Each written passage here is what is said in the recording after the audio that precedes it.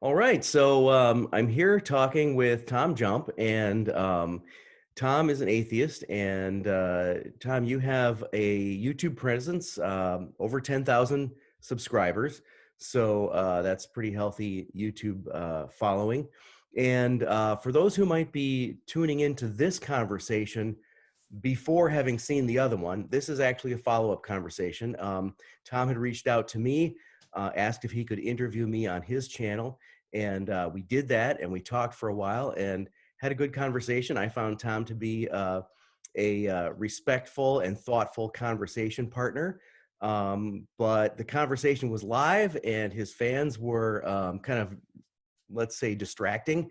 And so we decided that for the follow-up, we would do this with using my MO, which is pre-recording it, no fans, not live, and no comments. So it just stands on its own. So that's what we're doing. And the format that we've kind of agreed on here is that I'm gonna, it's my turn to interview Tom. So I'm gonna, Tom, I'll ask you some questions, and then we'll reverse it. You can ask me some questions, and then I'll ask some follow-up questions. We'll see how it goes. I will, again, just sort of preface everything by saying that I really don't consider myself an apologist. There are people out there, I think, doing a good job at Christian apologetics, and within the Catholic world, I've got some good friends who are doing Catholic apologetics. That's not really my thing, but I do like a good conversation. And you know, Tom, since you initiated this whole thing and got the ball rolling, and I agreed to do it, we thought, well, let's keep it going. Let's keep the conversation going.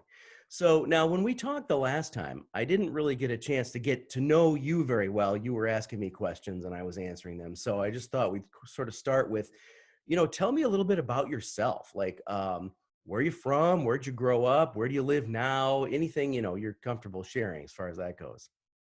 All right. I was born in Dallas, Texas. I moved here and I was like sometime between 4 and 8. Grew up here, went to Catholic grade school, Catholic high school, had major depression my entire life.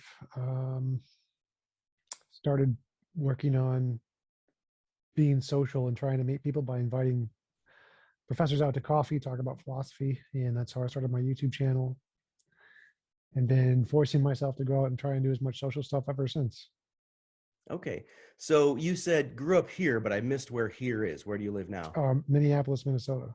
Oh, okay. Minneapolis. Yeah, I've actually spent some time there. I went to college at the U of M in Minneapolis myself. So, you know, I kind of know the Twin Cities a little bit. Spent probably off and on at least 8 or 10 years living in Minnesota. It's pretty cold there in the winter, but I guess that's one of the reasons why I came to Florida. So you grew up in the Catholic Church. That was another question I was going to ask you, because I remember you saying that you did have a church background and it was Catholic. So your parents, they brought you up in the church. Are they still around? Are they still Catholic? What's going on there? I don't think they were ever Catholic. I just went to Catholic schools. Oh, But yes, they've always been very religious and they're still around. Don't really talk to them ever though. I haven't ever really talked to them even in my childhood. So okay. So you guys didn't necessarily go to church on Sundays together as a family or anything. They just sent you to Catholic school? uh we used to, I think, a long time ago. Don't Yeah. really remember much from back then. All right. Okay. I see you got guitars in the background. Are you a musician? I tried learning for a while. I just practiced like the hardest songs I could find. So what's it? Forget what was it? Eric something. Steve Vai's Eugene's Bag of Tricks was the first song I learned. The second song I learned was one of the top 10 hardest intros or something. And that's about the only two songs I really learned. And then a bunch of the smaller stuff like Star Spangled Banner, For Elise, Toccata and Fugue. So I never really got into learning music theory or anything. It was just Okay. the complicated stuff that entertained me. That's really interesting. I kind of went the opposite way. I actually did go to college and studied music theory and composition, And I've written a lot of songs, but the mistake I made, in case anybody's listening who wants to get into music, the big mistake I made was I jumped too quickly into writing my own music without first learning, the songs by the really good songwriters or really accomplished guitarists. And so, um, I kind of skipped over the discipline and went right to the fun part, and consequently never got really good at it. So needless to say, music is not my day job, even though at one time I hoped it would be, right? So that's how that went. What about you? What do you do for what pays the bills for you? YouTube. I'm full-time YouTuber. Really? So wow, well, good for you. I mean, that's impressive. That pays the mortgage? Yep. All right. Well, that's encouraging to know that someone with 10,000 subscribers can make a full-time living on YouTube, because I would have assumed that it would take more like, six figures or 1 million subscribers. Well, it's dependent on the like number of people who donate. The donors are really the big factor, not really ad revenue. Ad revenue is a smaller portion of your income. So as long as you get big donors early, then yeah, it doesn't really matter what the number of subscribers you have. All right. So is that something you see doing long term? Like for me, I'm a little bit older than you. If you don't mind me asking, like, how old are you? 33. You're 33. Okay, so you're the age of my son. I have a son who's 33, another one who's 30. Um, yeah, of course, my generation, it would never occur to us to do YouTube as a career, right? But is that something you see long term, or do you aspire to do something else at some point? Where do you want to go with Uh, this? well, I've been doing it for full time for 5 years now. And it's growing every year. So I don't see any reason not to, but I Yeah. really don't have much planned. I mean, I'd like to start an atheist church. That would be my goal. I'd like to build an apartment building and offer affordable rent and build a community, like a commune kind of a thing, where we can offer affordable places to live and help people to do all the things that the government does really crappily. I'd like to start a private company that um, appeals the government to send us tax information. So like if you sign up to my tax company, we'll just have the government send us the bill, because they do all your taxes for you. You don't actually have to do anything. And in every other developed country, they send you a bill, and if it looks right, you pay the bill and you're done. And that's all you have to do for taxes. But the government has a lot of red tape on what is allowed to do that because of TurboTax and all of the big companies that have lobbyists to make sure you have to spend money to give them for no reason. And I'd like to just start a private company that bypasses all that garbage and says, please send us the bill and we'll send it to the people who signed up, and then they can pay the bill and not have to do anything. And I think starting those kinds of private companies to bypass all of the legal red tape would be my goal, to make life easier for people, to decrease the cost of living for as many people as much as possible. That is the modus operandi, the principle that we live by, our doctrines.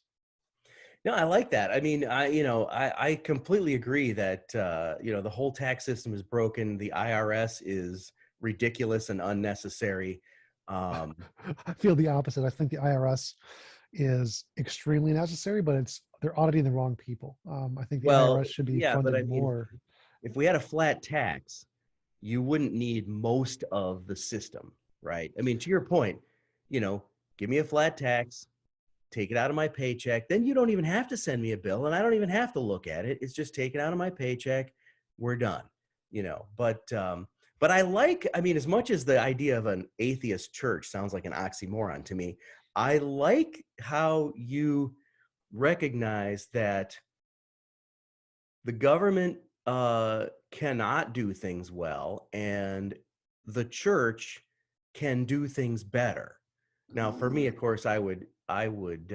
So much there. I'm just like, Well, almost, yeah, no. almost. I mean, I kind of get what you're saying, but hear me out, and then you can respond to it if you want. But it's just like, um, historically, the church, the Catholic Church, the Christian Church has always done a better job of taking care of people than governments. Yeah, No, I mean, no, i- not the, even the, close. yeah, I mean, look, you're talking to the historian. The Catholic Church invented hospitals, hospice, all of that stuff. So yeah, I mean, the church has always done a good job of that. Right now, it's, very much stifled, but get the government out of the way. And I mean, I think there's something we can agree on there. Um, Mm, I doubt it. So, well, the first thing is flat taxes are not the greatest idea. I think that in order to mitigate poverty, we should tax the poor less and tax the rich more. Have the flat tax be like for rich people and then decrease the taxes for the poor people, well, which would that's then fine. be. I mean, honestly, to me, we could argue this all day, but I mean, to me, a flat tax means everybody pays the same percentage. So the rich people are automatically paying more because they're paying the same percentage of a larger amount. But if you want to put a threshold on there where, okay, if you make below this, you pay nothing, I'm fine with that. But anyway, I mean, it is what it is. And I like your vision for for the things you describe for making life better for people. And I know you're not going to want to hear this, but it is a very Christian vision. It is very much consistent with the vision of the church when it's been at its best. Well, I Um, wish more churches would adopt that, because the reason I would like to make this atheist church is because churches have a lot of opportunities in the legal loopholes they are given opportunities to access. And if more of them did adopt this kind of policy that I'm trying to implement, then the world would be a much better place. So I think that the weakness of churches is that they're not doing the things that I think are very easy for them to do. yeah, And I disagree where you said churches have always been better than the government at taking care of people. Like, to me, when I look at history, the greatest impact of healthcare, longevity of life, decreases of disease, has always been from healthcare supplemented by the government. And that's always well, outdone churches by such a huge margin. It's not even close. There's no competition. Churches just no, I don't think even you're wrong. measure. I think historically, if you look at the whole grand scope of history, right? I hear what you're saying, though. I mean, in terms of like research and development for modern medicine, you've got governments and you've got big corporations. But the church has always been there with the actual care for people. But this brings up a good question that I was thinking about. Now, I was going to ask you, Oh, like, what? before you go on, I just want to Yeah, mention the church benefits thing. I think there is a really important aspect that churches do well, far better than anything in the government or the atheist community does, and that's build communities. The one thing I'm really jealous of, that churches provide, is a sense of community and opportunities to meet people, youth groups, friend groups, family groups, people who need help. Like, oh, my car broke down, and you ask the congregation, anybody have a spare car I can use? Or I lost my home, can I stay at somebody's place for a while? I think churches do that extremely well. And I want to build something that has that aspect of churches for the atheist community. And so that's one area that I think churches definitely do extremely well at, that other communities don't do. yeah. I mean, some churches are better at that than others, but I hear what you're saying. Yeah. So when you were growing up in the church and you were going to Catholic school and stuff, were you like, was your perception of the church that it was somehow opposed to science and scientific progress, or that it just sort of occupied a different space than science? Or, I mean, was your perception of religion and science adversarial or not necessarily? Or what do I you? didn't think about any of that back then. Back when I was going to church, I had like suicidal major depression. I didn't have any time to think about anything else. Hmm. Yeah, I'm sorry to hear that. I mean, you mentioned something like that, something about that in our last conversation. And of course, I don't want to pry or anything, and I'm not gonna, you know, But it's all put right. that. Like, it's all, my whole story is on my YouTube channel in multiple Yeah, videos. So yeah, yeah. Well, okay, so let's take this tack then. So, at some point, you'd grown up going to Catholic school and everything. So, I mean, did you at this point, during this time, sort of believe in God, maybe by default, or did you, in the back of your mind, you were just not believing but going through the motions, or where were you at during this time? yeah, I was a devout believer. My hope in God was the most important thing to me that kept me going. Like, every morning, every night, I would pray to God, ask for help to cure for my depression. And it was the fact that he did nothing for almost 2 decades. That's why I completely stopped being able to believe. So at some point you got to the point where you, um made a decision, I guess, to stop believing in God. Now you bill yourself as an atheist. You call yourself an atheist, and I'm wondering why atheist specifically and not agnostic, for example. Like, for example, I wrote this book called "From Star Wars to Superman: Christ Figures in Science Fiction and Superhero Films." So I wrote this book, and as part of the book, I interviewed Ron Moore, who was the showrunner for like Babylon, not Babylon 5, the reboot of Battlestar Galactica, and he was one of the writing team, one of the staff writers on like Star Trek: The Next Generation, Deep Space Nine. So he's really sort of a major player in the science fiction world. And so I got to interview him, and the interview is in the book. And, at one point we were talking about this issue, and he also grew up in the Catholic Church, and he's what we call like a fallen away Catholic or whatever. And he made this comment, which I thought was very insightful. He said he used to call himself an atheist, but now he calls himself an agnostic because he decided that is more intellectually honest to say, I don't believe that there is a God, or I can't prove that there is a God, but I also can't prove that there isn't one. So therefore I choose to call myself agnostic rather than atheist. And I'm just wondering, like, for you, where do you see the difference, and why do you choose to call yourself an atheist as opposed to an agnostic, for example? Sure. So the first thing was, it was never a decision. I never made a decision to stop believing in God. It was just like, if you pray to a milk carton every day for like a decade and nothing happens, eventually you just stop believing the milk carton is conscious. And the same thing happened to me. It was more just over time having no effect on my life. I just stopped being able to believe it. There's no real decision. Didn't happen like overnight. It was just periodic. So like I'd stop praying as often, and then less often until it just completely stopped. So there was no real decision for me. It was just lack of it having any impact or any effect on anything. Why do I consider myself an atheist? Well, for the same reason I think Santa Claus doesn't exist. It's not like I'm agnostic to Santa Claus. It's like we have good reason to believe Santa Claus is something humans made up in their imagination. And likewise, we have good reason to believe that God concepts are something humans made up in their imagination, specifically type 1 and type 2 errors.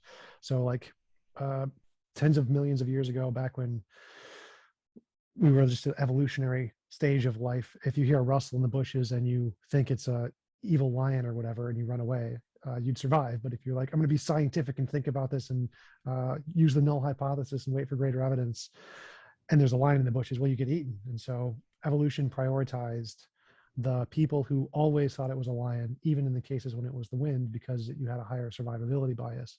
Therefore, we have this hyperactive agency detection system. And so we see agency in all things all the time, even though it's completely irrational. So like, why do kids think there's a monster under the bed? Why do you get afraid of the dark when you watch a scary movie?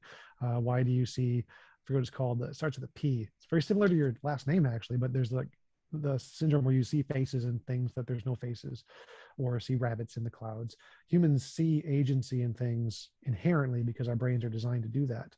And so I think it's rational to conclude that God concepts are exactly like Santa Claus, something that humans have made up. Therefore, I'm an atheist for the same reason I'm an asantaist. I think Santa doesn't exist. Not that I'm just Well, I agnostic mean, on to be Santa. fair, there is a historical basis for Santa Claus. I mean, there was a historical Nicholas of Myra, a bishop who became Saint Nicholas, and then with the addition of pious legend becomes Santa Claus. So, Well, uh, same with Jesus. So we also have historical basis for Jesus. But then when you get into the miracles parts, that's where it's like, that's probably fake.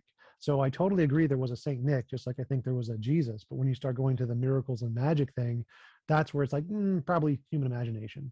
yeah, and I mean that's where you and I disagree, because that's where I say that the logical flaw is in assuming that a lack of experience means a lack of existence. Like, I haven't experienced a miracle in my life, therefore they can't possibly exist. I mean, Oh, because absolutely, that's right. So I just want to pick yeah, up I on that mean, a little bit. That's an argument from ignorance. It hasn't happened, therefore it's false. But I would say that there's good reasons to think it's product of human imagination, not simply that we haven't experienced. That's not like a good reason to think it's human imagination. It's all of the reasons in human justification that explain all of the phenomenon that religious people use to try to explain their belief in a God can be explained with natural explanations far, far better. And we have lots of natural explanations that would explain why they believe and everything that they think happened. And there's no reason to actually prioritize a God explanation for any of that. And so, Unless you're one of the people who's actually experienced it, then all bets are off. I mean, so what do you you mean? just always remember this. When the bushes rustle, sometimes there really is a lion, Yeah, right? So, again, this sort of, evolutionary priority, if such a thing exists, and I'm not convinced it does, but this evolutionary priority for, believing something is there when it's not, doesn't negate the fact that sometimes something is really there. So, but anyway, sure. I mean, okay, so that's an interesting point you're making, because when you were interviewing me, you were asking me questions like, okay, like how do you know your decision to be a believer is the right decision? And for me, although I have had times in my life where I have made a conscious decision to continue my belief. I never had to make a conscious decision to believe. I always believed. I grew up believing. And so I never was like converted from unbelief to belief. And so for you, it's a little bit different, because you were, even though maybe you can't point to a moment of decision, you were over time converted from belief to unbelief. Um, and I understand your answer to sort of how you got there, which is to say, um, you perceived a lack of answers to your prayers. So you prayed and you perceived that the prayers weren't answered. I just Well, wonder. to me, it wouldn't matter if they were answered. It had no effect. So even if their answer was no, it's synonymously the same. It wouldn't make a difference. Still no God. So, Right, but I mean, yeah, and I mean, I'm sure you've heard the arguments. Well, as sometimes God answers prayer and the answer is no. But the other thing to consider is sometimes when God answers prayer, the answer is wait, and sometimes we wait a very, very long time. but it wouldn't make a difference. So if there's no God, if there was an all-loving God, he would have helped. So it's essentially a proof there is no all-loving God. Yeah, but And so, well, you know what? I want to revisit that point when well, I we. just want to make up on one thing you said a little bit before. You said people who experience God are more justified. And I'd say that's false. I don't think so. I Just didn't like say people who more experience justified. leprechauns. I just said when you say that there are better ways to explain the experience of God, of miracles, and et cetera, apart from the existence of God, the only people who would say that are the people who have not experienced God and miracles, et cetera. Right? No, that's most atheists have those experiences too. And so they still leave because they realize all of those experiences are better explained by natural phenomenon. So personal experience of a deity is extremely common in humanity. And that's better explained by naturalism than there actually being a deity. Just like if someone has a personal experience of a leprechaun, that's better explained by a psychological phenomenon, which there's actually a literal cognitive disorder that people literally see leprechauns. We have a name Yeah, for that. It was I talked know. You about. mentioned that before, but I'm just saying, for the believer, right? Um, we would disagree with what you're saying. I mean, obviously, Sure. because our experience of God um, is not explainable in purely naturalistic terms. But anyway, Wait, let's. what? Like, I don't. What possible experience wouldn't be explainable in natural terms? Like, I don't understand that sentence. Exactly the kind of experiences that I cannot describe to you, let alone prove to you. They're very personal experiences. Well, so like any experience you have is going to be something that can be reproduced by zapping you in the brain in the correct location. So it must necessarily So be, you say. yeah. Yeah, I don't think that's true, but Because, like, for example, the most profound experiences of God are from schizophrenics. We know that because we've studied their brain chemistry and they're and how are you significantly more defining religious. profound? Because you're putting a value judgment on something here. You're saying the most profound experiences, Yep. according to whom? according Profound to each according to case. what definition? So when you ask each individual the magnitude of their experience or the significance of their experience on every metric you could possibly measure it on, the schizophrenics like this was so much more profound. So on any standard that you were going to measure profound based on your personal experience, they're going to beat you out because their But brain chemistry is significantly better. I'm not saying I have a better standard for measuring what is profound. I'm saying the very the very definition of what is profound cannot be measured, because in order for me to measure profound, one experience versus another, I would have to personally have both of those experiences and compare them. But I can't have the experiences of a schizophrenic, and the schizophrenic can't have my experiences. So you can't compare them. So this Yes, you whole can. idea of comparing this is more profound than that, I reject it entirely. It's impossible. Well, like, so you can measure how much it impacted their life, how much it changed their personality type, how much they were willing to do things in accordance with this belief. So if you have a vision of a God who tells you to go dig a ditch that's 1,000 meters deep or something, if it's a significant enough experience to cause you to do that, then you're going to say it's probably more profound than if you thought you had a dream, and then like, well, then it probably wasn't very No, profound for you. because a person who's mentally ill will act on things that a person who's not mentally ill will not act on. And so you can't measure it by how much you act on something. It's But, these are all false measurements, because you well, they're accepted in psychology and neurology. So like these are not in yeah, some okay, but psychological that's fine. conditions. That's So fine. But you're right in some conditions, but for others, no. Like schizophrenics have a perfectly rational, intelligent mind. It's just under certain conditions, they have seizures and their brain fires off. And so in those certain cases, they're not experiencing the same level of rationality, but those are temporary. And then once they're gone, they start to be able to operate on a relatively normal basis again. And so as a rational human I'm being, not that kind of doctor. But the point is that they can't compare their experiences to mine, and nor can I. And certainly, well, a Christians do this all the time. When you say like, the apostles are willing to die for their experience, therefore they really believed it was true, that's a way to measure how profound the experience is. That's a way to say, yeah, they're not sure, lying, they yeah, I really mean, believe I this. agree with that. And but if you tell me here's an apostle who was willing to die for his faith, and here's a person who was willing to, you know, dig a hole 1,000 meters deep, and willing to die to do that, those are not equal experiences. So I mean, it's just That's literally what they are. So if no, you have an because experience, well, and the this is what things you're doing, whether you're digging a hole or living for Jesus or willing to die for it, are literally irrelevant. The significance of the power of the experience is it enough to cause you to change your life drastically in order to follow or do whatever this experience is guiding you to do? It doesn't matter if digging a hole is irrelevant. The significance of the action is irrelevant. What matters is if this experience is enough to change your life that you're willing to die for it, regardless of what it is, then that's a level of profound significantly higher than one that's just like, oh, I had a bad dream, because you're not going to like sure, change your yeah, life for a I bad do dream. understand that. I understand what you're saying, but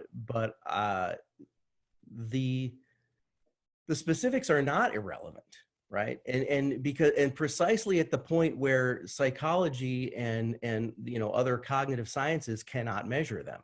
So you're doing that thing again where you're saying, well, here are these sciences, and we're going to use science to put these parameters on religious faith and religious experience. And it's sort of like, trying to use um, I don't know what even, I'm trying to think of a good analogy, but I mean, it's just your A uh, ruler to measure weight or something? Is that what you're going for? yeah, I mean, you're trying to apply physics to metaphysics, and these are two different realms. These are two different things that, in large part do not answer each other's questions, right? So physics does not and cannot answer the questions of metaphysics, right? Well, that part I totally disagree with, because I mean, I'm a naturalist. So metaphysics is just Well, the yeah, but fundamental nature of reality. So if you're a physicalist naturalist, then literally metaphysics is just physics.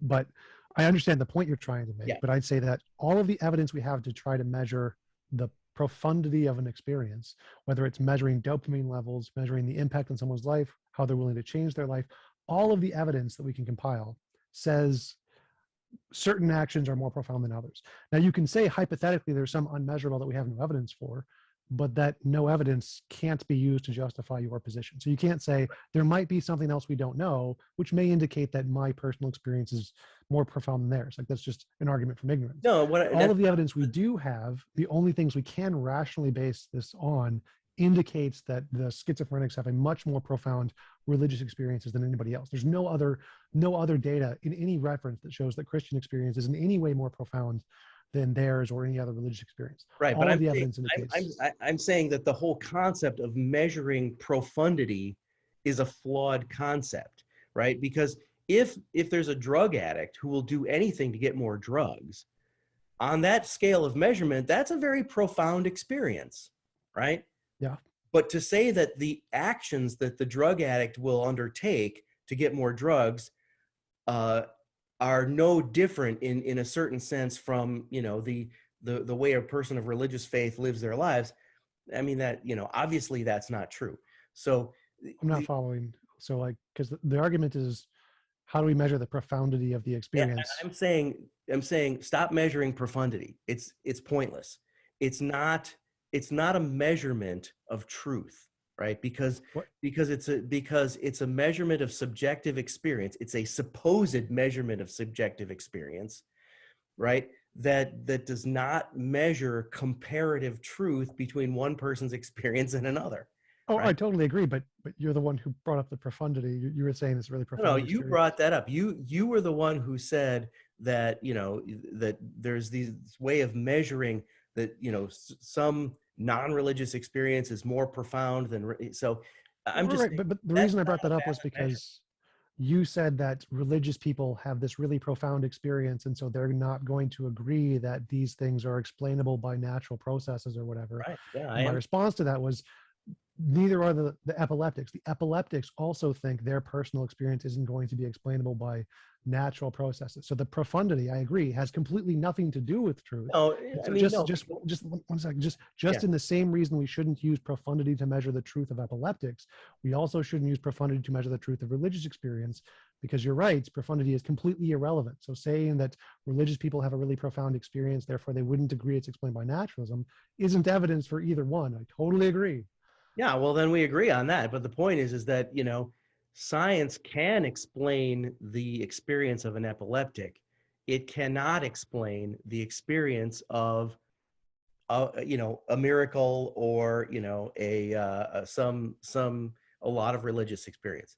At Oh, least wait, those not are to like the the same. satisfaction, not to the satisfaction of billions of people around the world. So, Well, I'm sure the epileptics aren't satisfied with the natural explanation either, but again, that's irrelevant. Whether they're satisfied doesn't matter. There's an objective way we can say which explanation is better, which one makes novel predictions, which one can make expected data more relevant, which one has the most explanatory power.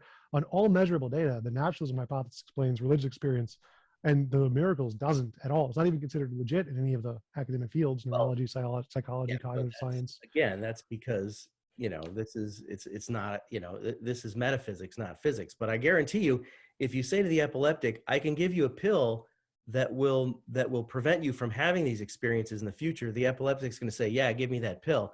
And if you tell a Christian, I can give you a pill that'll prevent you from having, you know, your religious experiences, the Christian's going to say, get away from me.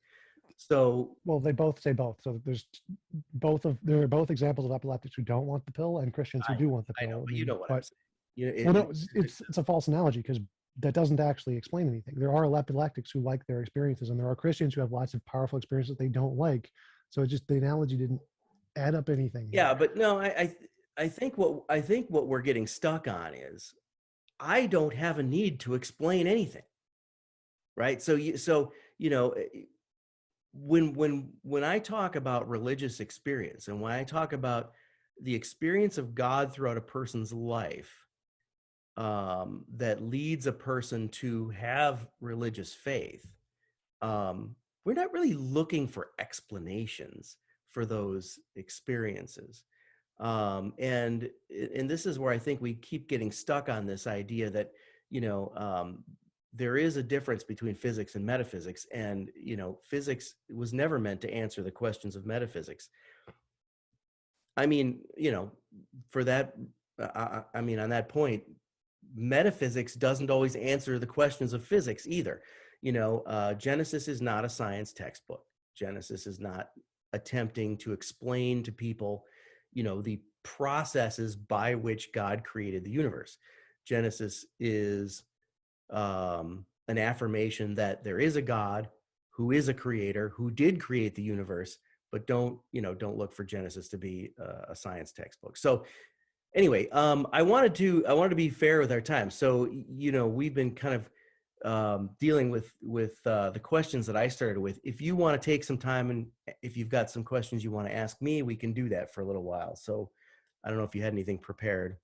Sure. What do you mean by physics doesn't answer metaphysics? That's like literally metaphysical naturalism literally does that. So metaphysics Yes, is just I hear you saying that you believe that, but I would argue that that's incorrect. It sounds to me like you're saying there's really no such thing as metaphysics. It's all physics.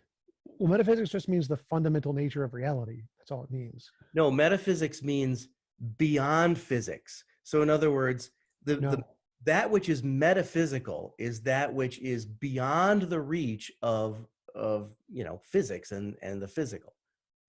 no, At least metaphysics is the branch of how I philosophy that deals with the first principles of things. It doesn't. There's no beyond physics Yes, anywhere in the well, definition. you're using a particular definition of metaphysics. I'm saying this is what I'm talking about. There are questions, and yeah, so there are philosophical questions that the science of physics cannot answer. So I'm if not following exact. So like metaphysics in philosophy is specifically the branch of philosophy that deals with the first principles of things, fundamental nature of reality. That's what it means. So if you're a metaphysical naturalist, then physics would answer those questions. yeah, and I'm So saying I am not one of those. And right, I grant, but so yeah, I but mean, you, but when you use the word metaphysics, are you talking about something different? Because if you're specifically saying the things beyond physics, then you're using the word to mean something different than what it's used academically, which is fine. But I need to I know what mean, that I is. don't, like I said, I don't claim to be a philosopher, but I am using the word metaphysics in the sense of those things which are beyond physics, those things which are beyond the reach of, um, let's say, academic study according to the bodily senses. And so, to the extent that philosophy deals with those questions, yes, but if you're reducing the concept of metaphysics to so-called first principles, and you're saying that all of that can be explained through naturalism, I would disagree with that. Well, I'm sure you would disagree, but Yeah. if you're saying that physics can't answer metaphysics, essentially you're just that'd be like me saying God can't answer anything. It's like it's just an assertion. There's no evidence of that. It's your opinion, which is fine. No, I mean, But it's not an opinion. It's because I'm defining metaphysics as that which is outside of the reach of the sciences of physics. right, so you're using the definition that's very different from the academic definition. That's where I was getting lost because clearly, Well, like if as far as I understand it, that's the definition I learned. So I don't know what contemporary philosophers are doing with it nowadays, but I mean, there are philosophical questions that cannot be answered by science. well, again, that's begging the question. So metaphysics in the Greeks, when they use the term metaphysics, just literally the etymology, meta means beyond, physics is beyond physics. But for like the past 700 years, metaphysics has been understood as like best understood through physics. So the word has evolved just like the word universe has evolved. Universe used to mean all things. Now it's just a subset of things. Atom used to mean the smallest possible thing. All right. Now Well, we know that atoms are made of other things. So the academic progress in the field over the past 700 years, it has not been used in that way. well, I guess I'm a little behind the times, seeing as how everything in the last 700 years is current events for me. But here's the point. I believe that there are philosophical and theological questions that cannot be answered by the natural sciences. It sounds like you're saying you do not believe that, right? You're saying everything can be answered by the natural sciences. Yeah, I'm a naturalist, so I think Right. everything is And I'm fundamentally saying, natural. no, there are things that cannot be answered by the natural sciences. And these are the things of what I would call metaphysics, but these are certain philosophical questions about the nature of existence and about the existence of God and who God is and all of these things. And see, the problem, I think, is that when you define, yeah, or when you say that everything can be explained through the natural sciences, then you're stuck then saying anything that can't be explained through the natural sciences therefore must not exist. And I'm saying, no, there are things that exist that cannot be explained through the natural sciences. And, God is one of those things, right? So you're kind of, almost backing into an atheism via a sort of limited view of the universe that says, well, everything's got to be explainable through natural means. And if it's not, it doesn't exist. Well, no. So I'm saying that there's only reason to believe all things are natural. Simply saying, here's something we don't know, and I'm going to assume it can't be explained by naturalism, is begging the question, argument from ignorance. So if anything we don't know about the universe, philosophical questions, origin of the universe, anything you want to pick, um, all of the evidence indicates naturalism is more likely to explain that in the future than any other thing we have. There's no other thing that has any evidence that may potentially be able to explain that. So inductively, it's like if we say, what works, chemistry or astrology? Well, trying to figure out a problem, say, what is pi to the 10 millionth digit? You're more likely to figure that out using chemistry than astrology, even if chemistry may never be able to answer that question, because we know chemistry at least works at some things and astrology works at no things. So if there's something that has no examples of it ever working, using it to solve an unknown, even if the unknown is like a different kind of question that we have no idea how to solve yet, it's more plausible to use a tool we know works at something than a tool that has no evidence it works at all. Yeah. Well, again, where that breaks down is, in the realm of personal experience, where, you know, if a person says, well, we don't know whether palm trees exist. So, what's going to work best to discover whether palm trees exist? And then you come to the conclusion that, palm trees don't exist, but you're talking to a guy who, grew up in Jamaica. You're bumping up against what people know to be true by their personal experience and by the witness of the people who came before them, which is what we ended up with in our last conversation. Well, I mean, if there was some evidence that God existed, like if you could meet him and have him give you gold bricks or whatever, then yeah, that would be totally true. So like say God is living in Australia and you know God personally. He's like, God, you created the universe. Okay, show me, make me a gold brick. And he makes you like 10 gold bricks and you can show it. That's great. And then you travel to America and there's no evidence of his God. And you're like, yeah, there is. I've met him. He's done these novel testable predictions over there. That would be great.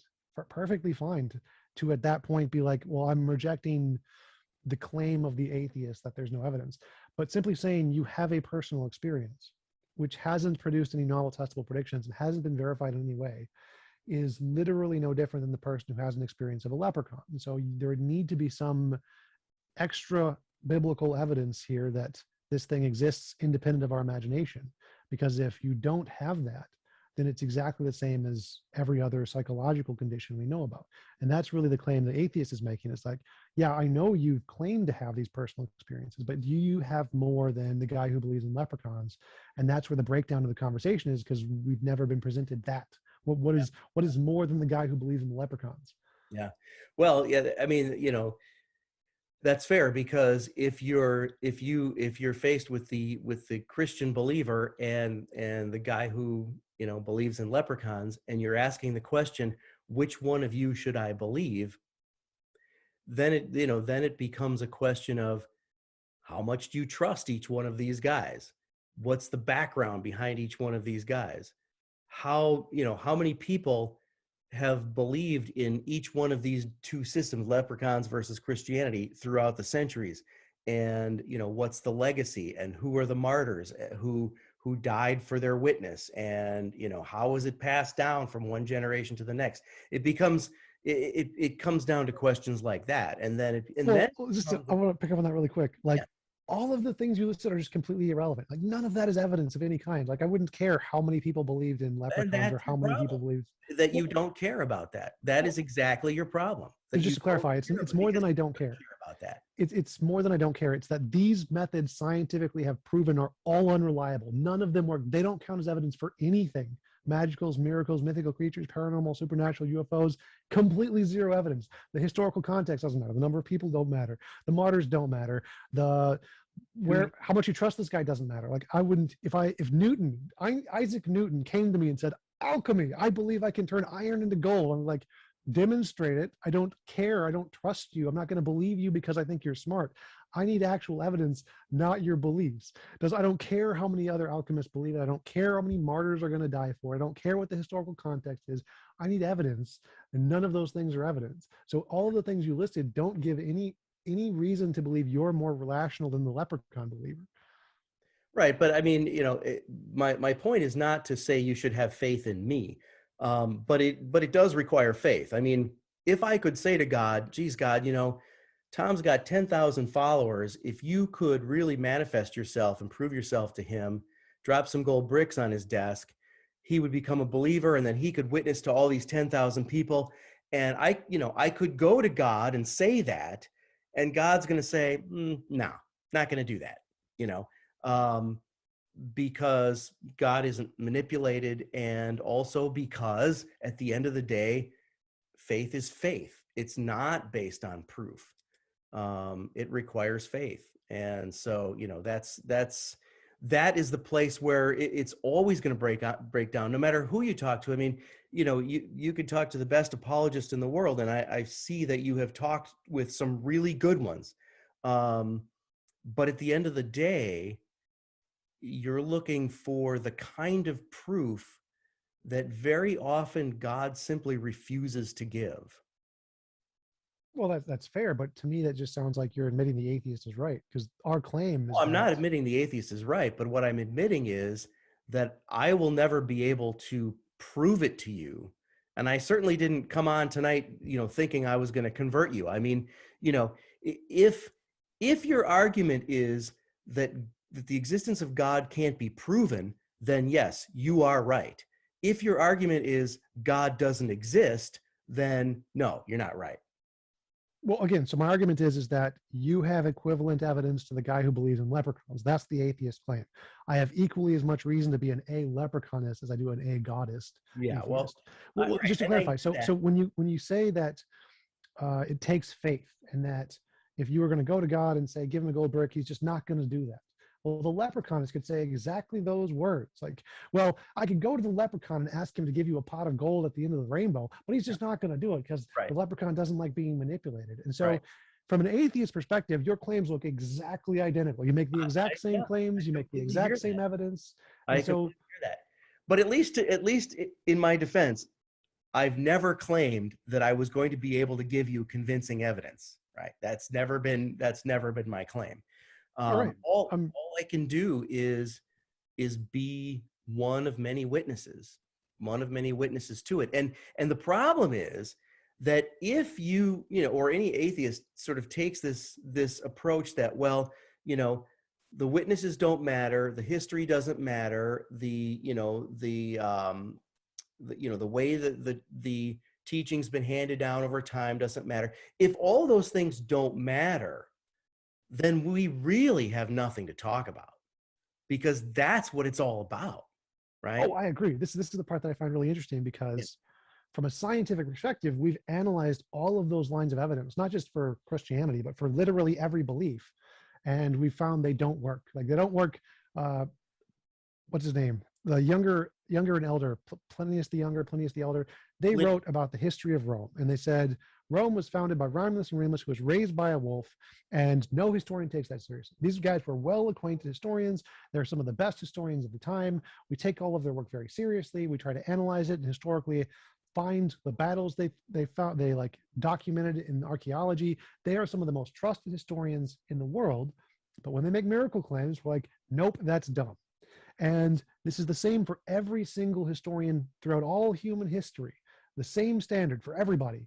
But for some reason, Christians say, well, Christianity is different. Yeah. We'll take this guy a little Well, more and here's seriously. why we say it. Here's why we say it. Because our own personal experience is such that when we read it, we go, yeah, you know what? That rings true to me because I have experienced things like that, or I have experienced the Holy Spirit in my life, or I have experienced things that corroborate those things, at least to a certain degree, at least enough that I've decided, and many like me, yeah, I'm going to devote my life to this. So yeah, no, I completely hear what you're saying. And yet, explain me, explain the billions like me, are we all deluded? You probably think so. I don't But know if I don't know if I'd call it a delusion, because delusion has like a specific yeah, medical term. But okay. I'd say that if somebody had an experience of Romulus and Remus, I wouldn't say they're rational to now believe Plinius the Elder wrote about Romulus and Remus, and that's right, because they had a personal experience of Romulus and Remus. Doesn't matter how many people believe it. Doesn't matter how many experiences they have of this. Until you can show this is more just than imaginary, I wouldn't think it's rational to believe that the historical context of that mirrors your personal experience is rational. And we know that people do this. Like we know that, I remember Oliver Sacks, V.S. Ramachandran, and some other really big neurologists and psychologists have talked about visions children have of a large, rotund man in a red cape with a large white beard coming down the chimney at night. And they have these profound experiences of this guy. Are they now rational to believe Santa Claus is real? No, because personal experience doesn't justify claims of things independent of your imagination. You need more than that. And so Well, I'm again, fine. you're looking for evidence. But to be fair to the ancient historians, though, you do have to separate um, the traditions they're relating from before their time and the things that they witnessed, right? So, in other words, if you have a Roman historian who says on one page, Rome was founded by these two twins who were raised by a she-wolf, and then on another page he says, there was this battle and I was there, right? One is he's just copying an older book, and then the other one he's giving an eyewitness account. And so we do take those differences into account within the Christian story too. But at any rate, I mean, Well, just to I think clarify, we there are, understand each other. It's just that we've sort of come to an impasse as far as um, this idea of to what extent personal experience can corroborate, the tradition, etc. oh yeah, just clarify, there are miracle claims. All of the ancient historians have miracle claims both pre and during their lifetime. Yeah. So it's like we don't take any of them seriously. It doesn't matter when. Well, but you know what? Maybe we should. Maybe we should take some of them seriously, right? Maybe Why? there are things. Maybe there are things that happen in the universe that we can't explain.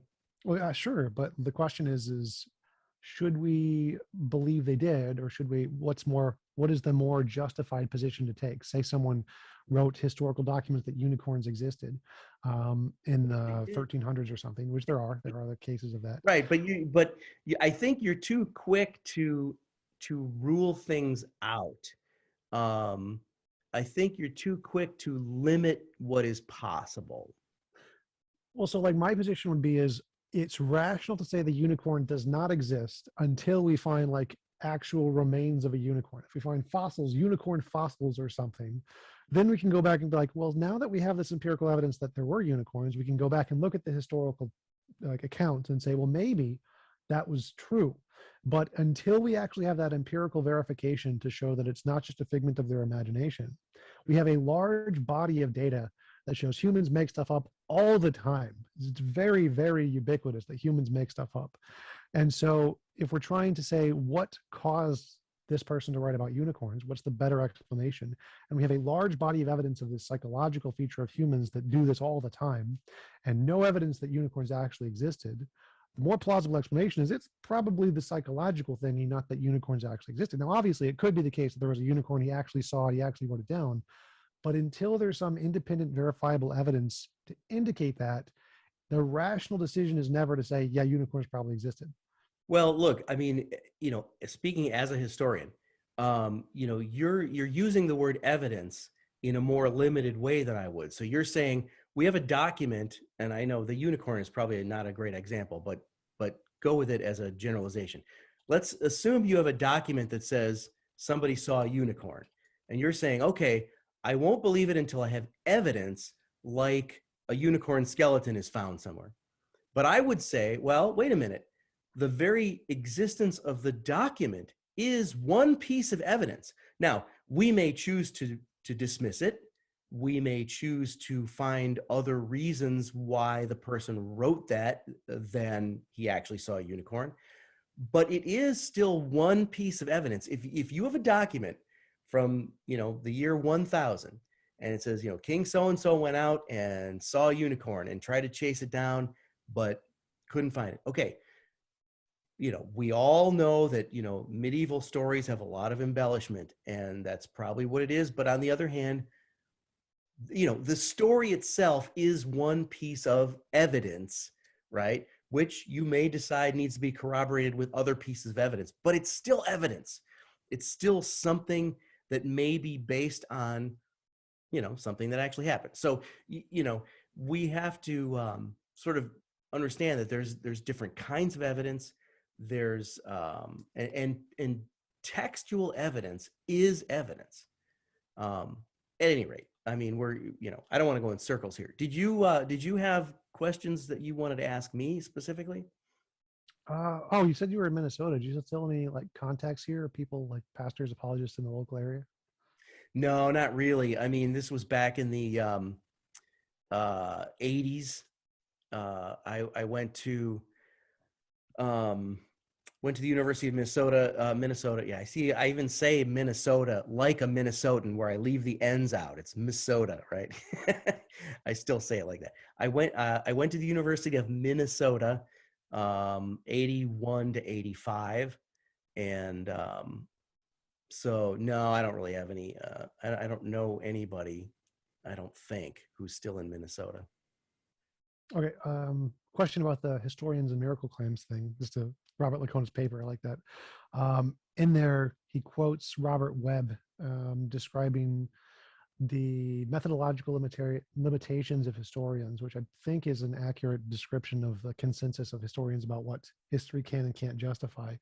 It's like what is usually understood to constitute history is not making an ontological statement about the totality of reality. Rather, it is recognizing that the modern discipline of history focuses on a particular facet of that reality. And he goes on describing miracle claims. So he's saying that you're not allowed to make this kind of ontological statement that miracles exist, unicorns exist. You're only allowed to reference things we already know that exist. Like if we discovered fossils of unicorns, then we could say, yes, unicorns existed, then you can infer that back in history. But he's making the same limitation here that we need some kind of empirical evidence of the thing existing before it can even be considered as it actually being evidence of this thing occurring in the past as attested by their testimony. And isn't that the consensus among historians right now? And why is that wrong? Well, I would argue that the existence of a story is one piece of evidence for the historicity of that story. Even if you should find a document that says, space aliens came down and built the pyramids. Okay, that story is one piece of evidence in favor of the story. Now, you may, like I said, decide based on other evidence to dismiss the story as non-historical. But I think those historians who sort of dismiss, textual evidence as evidence out of hand, I think are making a mistake. And there are those. And so I haven't read the article you're referring to, so it may come from sort of that branch of history that is maybe more limited or more skeptical. But I always argue that the existence of a story is one piece of evidence for the story. You may want more evidence before you believe it, and that's fair. But the existence of the story is one piece of evidence in favor of the story. So, I mean, I think because there's a way, for the most part, the survival of texts is not random or accidental for the most part. Obviously, it's possible for a text to accidentally survive. But for the most part, for ancient texts to survive to today, they would have had to have been copied, which means they would have had to have been um, believed to be important. And so the very fact that a text still exists from the ancient world means something about how that text was perceived. Now, granted, when you read the content of a text and the author tells you about what the world is like, you may be learning more about the author than about the world. That's true. But still, that, that the existence of a text is at least one piece of evidence. So I would maybe open it up a little bit more broad than what you're reading, but yeah. Yeah, because the immediate things that come to my mind is like, imagine we were like 3,000 years in the future or whatever, and people were discovering fossilized books or whatever today. The vast majority of them are going to be Harry Potter and Lord of the Rings, and nowhere in those books, except maybe the first page, does it say this is a fiction.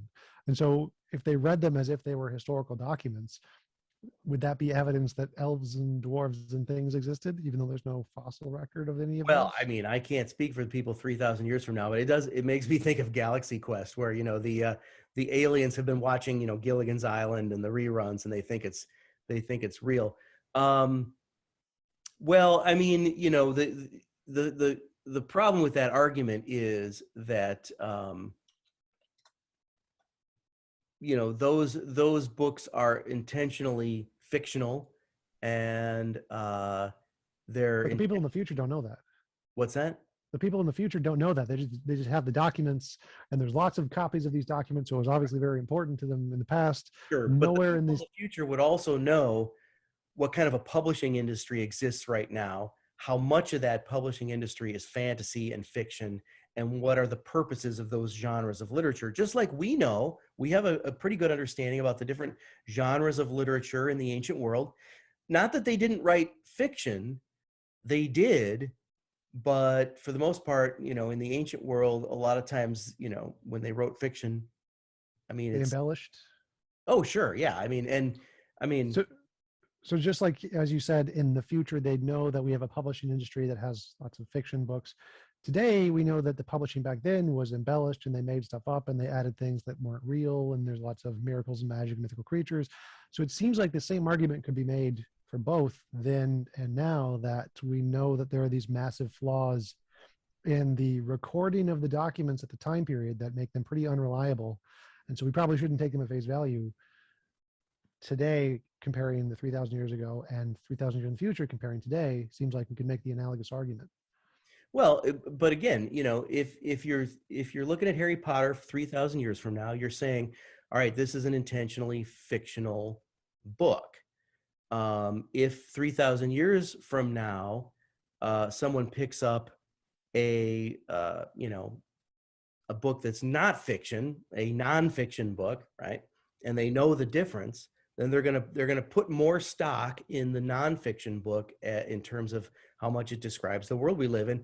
And we do the same thing with the ancient world. I mean, we know what a fictional account was, and we know that, for example, the Gospels that are in our Bible were not written to be fictional accounts. They were written to be, basically biographies of Jesus and the apostles. I mean, not necessarily the way somebody might write a biography today, but you get the idea. I mean, they're meant to be nonfiction.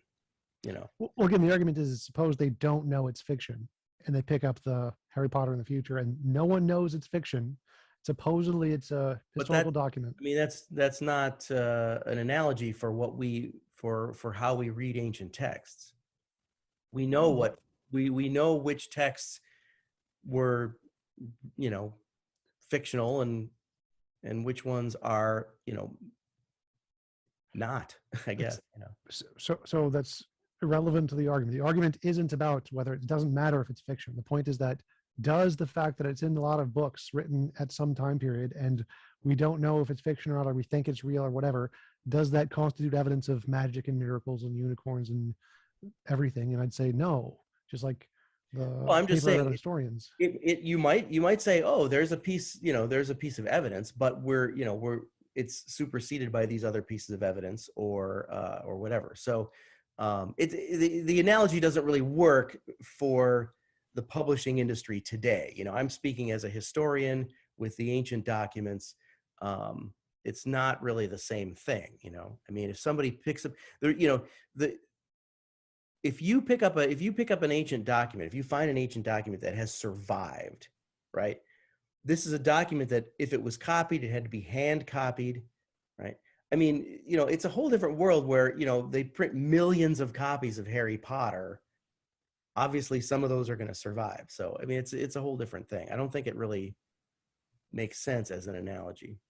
Well, I don't understand what the disconnect there is. It's like, for me, it's pretty obvious. Yeah, it doesn't matter what we find. It doesn't matter what the books say. That doesn't. It's irrelevant. The books, you can write down whatever words you want on a piece of paper. The fact that words are written on a sheet of paper isn't evidence that the words correspond to reality. For that, you need something else. So it doesn't matter if it's Harry Potter or Lord of the Rings or the Bible or whatever. It doesn't matter when it was written. None of that matters. It's is there any independent reasons to believe this is true and corresponds to reality? Just the fact that it's written down, I don't care. Like if you Well, can I write hear you, down, I have $1 although billion I don't in my bank share. account. Yeah, I hear what you're saying, although I do not share that approach to literature. Um, and I think that when you say that some outside evidence is required to corroborate what's in the text, you seem to be limiting that outside evidence to material culture, which is fine. I mean, that's important, archaeology, et cetera. Um, but there's such a thing as, you know, multiple texts corroborating each other. And at the end of the day, you know, the longevity of the ideas and the, you know, the tradition of the way in which uh, the Christian teachings are handed down within the institution of the church as well. So I mean, there's, you know, there's a lot going on there. I hear what you're saying, but I don't really share uh, your opinion that, you know, it doesn't matter whether it's the Bible or Harry Potter, it's all just words on a page. I would disagree with that. And, you know, I mean, obviously, I don't, it's not like I believe in miracles because there are old books that talk about miracles, right? You know, I believe in the existence of miracles. And so then when I read an old book that talks about miracles, I'm open to the possibility that that actually happened because I already believe in the existence of miracles. Does that make sense? Yeah, absolutely. So like, I think of it as somebody today has personal experience of Romulus and Remus, and suppose we find that there are some documents that were written at the time when Rome was supposedly founded of accounts of people directly having personal experience of Romulus and Remus, and there are multiple corroborating documents from the time. I still feel like, yeah, none of that's reasonable to believe. I don't count that as evidence. It doesn't Right, matter. but you're saying that based on, in part at least, based on the content. So you're kind of, I think you're contradicting yourself because you're, on one hand, you're saying doesn't matter what the text says, but on the other hand, it seems to me you're saying doesn't matter how much corroborating evidence there would be. I'll never believe it because it's ridiculous, right? And so there is a sense in which you are dismissing it partly based on the content itself. And I mean, I'm with you. I don't personally believe the Romulus and Remus story as a historical fact either. Um, but I also don't believe that it doesn't matter what the content of the text is. I think it does matter. And, um, you Well, know, I'd agree. So I think that this only applies to things that don't have an empirical basis. So, and this is the same standard used in history and law. Things that are miracles, magic, mythical creatures, paranormal, supernatural, UFOs, anything that has no empirical basis are things that are not reasonable to believe based off of testimony. And so all the things rejected in history are the miracles, magic, mythical creatures, paranormal, supernatural, UFOs. There's also other stuff that we think are yeah, fictions or just sure. embellishments, but any of those things in that initial category are just offhand rejected initially. Just like in a court case, somebody says an alien stole my cow, and the insurance company should pay for it. They're just going to throw out the court case. No, we don't. There's Sure. no But I precedent mean, for aliens. but you know, the problem is that for billions and billions of people throughout the course of history and billions of people today, we're not a courtroom. And the testimony of witnesses we trust does matter, right? And so we do believe things that you might think have no other empirical evidence to back them up, and we believe them anyway on the basis of the testimony of witnesses. But should we? Well, that is, I guess, a fair question, but you and I are always going to come up with a different answer to that question. You're going to say we shouldn't believe them on principle, and I'm going to say there are some things that are worth believing that you take on faith. What do you mean by on principle? Because I would say that the same reasons law and history and science don't trust personal experience are the same reasons we shouldn't trust personal experience. It's kind of like, Well, the Me Too movement, the that's listen what and I mean by believe. on principle. Yeah, that's what I mean by on principle. Like, so I'm saying, well, there might be things that law and science, there might be things where there's not enough evidence for a courtroom or a laboratory, but I'm going to believe it anyway, and it's reasonable to do so. We'll take like the Me Too movement where you're supposed to believe any woman who said that they've been sexually assaulted. Like, that seems like a really important issue. Do you think it's rational to just believe anybody who says that, or should we probably wait?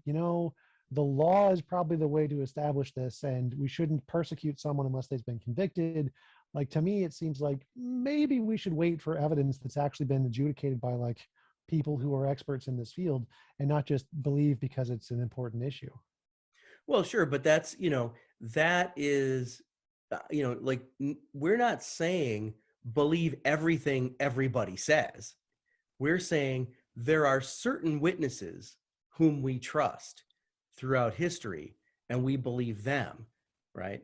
And we believe them in part because what they're saying is based on these principles of 10 commandments and the law of love. So it's not an accusation kind of thing, you know what I mean? So no, I mean, just because I don't believe everything everybody says doesn't mean I refuse to believe anything anyone says just because their experience can't be proven.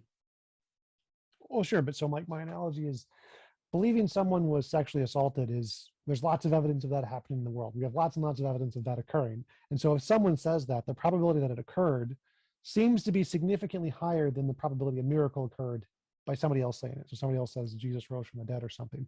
Which Well, of I these mean, two so claims you is more say, plausible? but that's not, it doesn't have to be a contest. It's not, have there been throughout history, have there been more sexual assaults or more miracles? I don't know. That's not the point. My question is more like, if we had some standard of evidence that says anything above this line we should believe, anything below this line we shouldn't believe, kind of a thing. The probability of somebody claiming they were sexually assaulted and it being true is significantly higher than the probability of somebody claiming they saw a miracle and it being true. But that line doesn't exist. I know, I can tell how badly you want that line. You want a standard. You can say, well, if there's this much evidence, I'm going to believe it. And if there's this much, I won't. But religious faith, and especially Christianity, simply doesn't work that way. There is no line. There is no standard level of evidence at which you can say, aha, now that's enough evidence to believe. Because again, if there were, it wouldn't require faith. That wouldn't be faith. And it does require faith. That's just the way the whole thing is set up. The whole thing is set up is God saying, I want people to believe in me by faith or not at all, and therefore I will not be proving myself to the skeptics. If someone wants to be a skeptic, that's their choice because they have free will. But I'm not jumping through hoops, right? You want to believe in me, you will do it by faith or not at all. And that's the bottom line. Well, to me, again, it sounds like you're saying the atheists are right. Because, I mean, we do have that line for a lot of things. Like we have that line for history, we have that line for law, we have that line for science. But it seems like you're saying that you just can't reach that line because you need faith. And so it's like, here's some evidence and you supplement that with faith, then you get above the line. But to me, that's like saying, well, we have some evidence of leprechauns, and if you supplement without faith, well, then you get above the line. And Well, so, sure. I mean, a person can have faith in leprechauns, right? I mean, that's obviously possible. But then it becomes a question of, are you putting your faith in the right thing, or are you putting your faith in something that is trustworthy, something that is worthy of your faith? And in the experience of Christians throughout history, I mean, I'm confident that I'm putting my faith in God, who A, exists, and B, is actually trustworthy. Does God do everything I want all the time? Of course not. Does God disappoint me sometimes? Yeah, if I'm too focused on what I want, or if I want God to do things my way. Have I been mad at God at points in my life? Yes, I have. Right. But at the end of the day, I keep believing because I am confident that God is trustworthy. Well, so I still wanted to pick up on this, like, to me, because it seems like you're saying the atheists, right? Because the atheists are saying, here's the line, you can't reach that line without faith. And you're like, you're right, you can't reach that line without faith. And so we're saying, well, then it's not reasonable to believe, but you're saying, well, we just have faith. And so here's the actual evidence for Christianity. Say, here's the line where it's reasonable to believe. And it's under that line. So we're Yeah, like, I mean, we're agreeing on that statement. I think it seems like we're agreeing that it's under that line. well, okay. So let me say, first of all, I'm not saying that there's this much evidence, but with faith, you're going to get above the line. I'm not saying that, because forget the line. There is no line. You're never going to get above the line. Now, if you want me to say that believing in the Christian God and in miracles and in salvation and in heaven is, according to naturalism and science, unreasonable. If you want me to say that my faith is unreasonable according to your definition, I'll admit that it is unreasonable. It is something I choose to do, even though I haven't been even though it can't be proven to be reasonable by your definition of reasonable. I'm okay. Okay, that's fair. But so I'm still hung up on this thing when you say there is no line. Because to me, there seems like there's a line for I mean, yes, science. there's a line, but it's not like I've got this much evidence and I need this much faith to get above the line. For us, we're not trying to get above the line, right? It's just faith. It's like, okay, I mean, I can point to things that I think are evidence for the existence of God. We talked about that last time. But it's not like, oh, if only I had a little bit more. Or, for me, the gap is this much that faith needs to fill in. It's not that faith is filling in the gap between unreasonable and reasonable proof. It's that the proof is icing on the cake, if there is any, or the evidence is icing on the cake, if there is any. But it's all faith, and I'm not worried about my faith coming up to a certain line.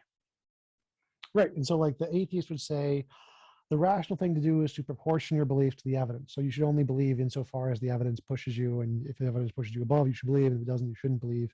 And you're saying, regardless of where this line is, you have faith. So you're going above here no matter what. Yeah, Which seems to. I kind of still want to reject the whole above and below thing. But yes, that is what I'm saying. It's like, if someone is going to say to me, well, your belief is disproportionate to the evidence, you believe too much relative to the evidence, I would say, yeah, I choose to believe that much. Yeah, And I'm yeah. okay with that. I'm super happy with it. No, that's where from it says, like, you're agreeing. It sounds like you're agreeing with the atheist. It sounds like you're saying that Well, they're. except for the fact that I believe God exists, and that Oh, I right. believe you can be in a relationship with God. And I believe that I am in a relationship with God, even though sometimes I get mad at God, sometimes I get disappointed with God, sometimes I yell at God, but I believe he hears me when I yell at him.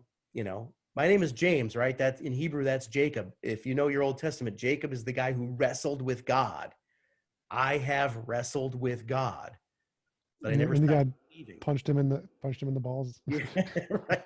I think I was the one who got punched in the balls. But anyway, but yeah. I mean, I'm happy to admit that my level of belief is disproportionate to the proof.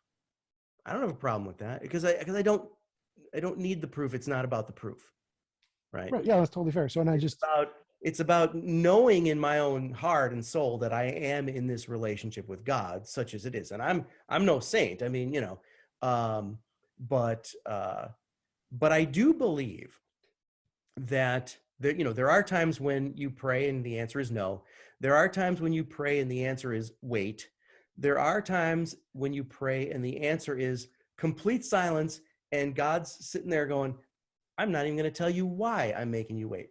And some of the most famous and most holy saints of our tradition have gone through periods, long periods in their lives when they felt God had completely abandoned them. Like, why would they have to go through that? I don't know, right? But here's the thing. Like, there's this classic argument against the existence of God from, evil or suffering. Like, so if there's evil in the world, there's suffering in the world. If God is really great, all powerful, and God is really good, all benevolent, then therefore there would be no suffering in the world. And there was even a famous book written a while back, Why Bad Things Happen to Good People, written by a rabbi. And he starts with this question, if God is great and God is good, why is there evil in the world? And by the end of the book, if I remember, I wrote it many years ago, but by the end of the book, he basically comes to the conclusion that God really is as good as we think, but God isn't really as powerful as we think. And so there's evil in the world because God can't help it. Well, I don't accept that answer. I think there's a third answer because this whole argument presents it like there's only two possibilities. One possibility is God is who we think he is, and he's but or he, he's God as is powerful, but not as good, or he's not as good, but as powerful. right. And I think that classic Christianity says there's a third option. God is as powerful as we think. God is as good as we think, but there are reasons why God allows things to happen that we can't understand. I mean, there are things God does we can't understand, and then there are also things that God allows but does not cause that we can't understand. And to me, that's the only answer to the question that doesn't require an arrogance on my part, because I'm willing to say I don't see the big picture. I'm willing to trust God and say, okay, I am not going to presume to make determinations about the existence or non-existence of God or the goodness or power of God, because I'm much smaller than God and I'm limited in my perspective and in my intelligence. And so I will take the road of humility and say, there are things about this, there are things going on here I don't understand, but I'm going to trust that God is good and that God is great, and that, when it seems from my perspective that God is silent when I want God to act, or God says no when I want God to say yes, that there are reasons for that ultimately are for my own good. Why call that humility? Because to me, that seems like the opposite of humility. Or just before I wanted to get into that, like you mentioned, like the point of atheism isn't to claim God doesn't exist. The main claim that most atheists make is that there isn't sufficient evidence for a God, and so that there's the line thing is below the line. That's the most claim atheists make. Sure, but you do conclude from that God doesn't exist. Otherwise, you'd Yeah, be agnostic as opposed to atheist, right? right. So same with like the Santa analogy. We think if the Santa's below the line, and anything below the line, you shouldn't proportion your beliefs to the evidence. Below the evidence, don't believe it, kind of thing. But yeah, so the main claim isn't that God doesn't exist; it's that there's no evidence, and that's why we don't believe. But to go back, why do you think that, or why do you call that humble? Because to me, if it's that seems like the opposite. So like if somebody says, I believe in a magical leprechaun who's going to stop the economy from collapsing or whatever, and the economy collapses, and you're going to be like, well, maybe he has sufficient reason to allow the economy to collapse. To me, that seems like arrogance, because to me, the humble thing to do would be to follow the evidence wherever it leads. And so if the economy collapses, the humble thing is to say that falsifies my hypothesis. I should probably make a new hypothesis. Or like a scientist, if we're trying to analyze the evil problem, and we say, what evidence would we expect? If there was a perfectly good God, it probably wouldn't be worms that eat out the eyes of babies, probably something we wouldn't expect to see. We do see that. So all the evidence seems to indicate the opposite of that God is all good. is there any evidence to say that this unknown hypothesis is the case, or is that simply an ad hoc thing we're adding in to try to save our hypothesis? And it seems more like the ad hoc thing rather than we have any actual reason to believe that's the case. Well, I think the point we're missing here is that there's more we don't know than that we do. So even when even if you're in a scientific mode and you're compiling all your evidence, right? And if if there are 5 pieces of evidence that you have, well, there's 500,000 pieces of evidence you don't have.